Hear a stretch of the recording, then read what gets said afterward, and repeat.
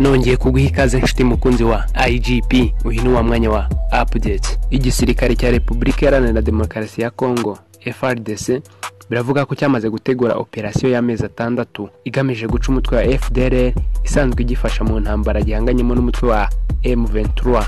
Muri operasiyo nk'uko Africa Intelligence ibivuga ngo FARDC irashaka kwivugana abayobozi bakuru ba FDLR ikanayiniga mu buryo bw'ubukungu. Hashize igihe hari amakuru avuga ko kuwa 24 Nzeri uyu mwaka aribwo ingabo za Repubulika Iharanira Demokarasi ya Kongo zatangije ibitero byo guhiga uriya mutwe urwanya ubutegetsi bw'u Rwanda. Ni ibitero ngo bizamara amezi 6 ariko ashobora kongerwa, bikaba bigamije gusenya burundu FDLR igizwe n'abiganjemo abagize uruhare muri jenoside yakorewe abatutsi mu Rwanda mu 1994. Amakuru avuga ko General Major Arenga Miyanzambe Die Gentil ukuriye akarere ka 34 k'ingabo za RDC zibarirwa muri Kivu y'Amajyaruguru aheruka gutegeka ingabo akuriye guhiga abarwanyi ba FDLR banze gusubizwa mu buzima busanzwe hanyuma zikigarurira ibirindiro byabo. Amakuru atangwa n'igisirikare cya Kongo yerekana ko FDLR FACO igizwe n'abarwanyi babarirwa mu 2500 bijyanye no kuba hari bamwe bahoze ari abarwanyi bayo bayiyomoyeho bakajya mu yindi mitwe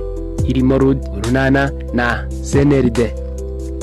Aba bose bivuga ko hamaze gutangwa itegeko ryo kubahiga muri teritwari za Masisi, Rucuru, Nyiragongo na Warikare ndetse no mu mujyi wa Goma bamaze igihe bidegembyamo. Africa Intelligence dukesha inkuru ivuga ko abo General Arenga n'ingabo ayoboye bakomeje guhiga byo gupfa barangajwe imbere na General Ntahunguka Pacifique ukuri igisirikare cya FDLR, Colonel Kubwayo Gustave kuri umutwe w'abakomando bayo ndetse na Oreste Ndatoraho uyobora abarwanyi ba FDLR baba muri Masisi.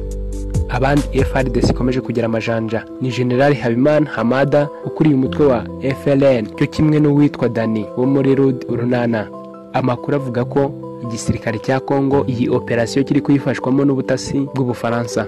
Muri iyi operasiyo kandi ngo FARDC igomba kwibanda cyane kuri parike y'igihugu ya Virunga, igice FDLR imaze iminsi yarahinduye indiri yayo dore ko inagitwikiramo amakara ari mu biyinjiriza amafaranga menshi. FDLR kandi yinjirizwa amafaranga no gucukura amabuye y'agaciro ndetse no kwaka imisoro abaturage bo mu bice igenzura. Ni ibikorwa byose FARDC ishaka gukupa burundu nk'uko amakuru abivuga. Kuva ingabo za Repubulika Iharanira Demokarasi ya Kongo zubura imirwano n'umutwe wa M23, inyeshyamba za FDLR ziri mu zakunze kuzifasha ku rugamba, ndetse uyu mutwe bisanzwe bizwi ko ufitanye umubano wihariye n'abasirikari bakuru ba RDC barimo General Major Peter Mubacirimwami uyobora intara ya Kivu y'Amajyaruguru cyo kimwe na Lieutenant General Constant Dima Kongba wamubanjirije. U Rwanda rwakunze kugaragaza imikoranire y'aba basirikare na FDLR n'ikibazo ku mutekano warwo, ndetse runayigaragaza nka nyirabayazana w'ikibazo cy'umutekano mu cyumaze imyaka ibarirwa muri 30 mu burasirazuba bwa Kongo. Amakuru avuga ko Kinshasa nyuma y'igihe yotswe igitutu yavuye kwizima ikemera gucutsa FDLR mu rwego rwo kuvanaho ingingimira u Rwanda rumaze igihe rufite. Ndagushimiye ku mwanya waduhaye, ntiwibagirwe like, share, comment, komeza udushyigikire.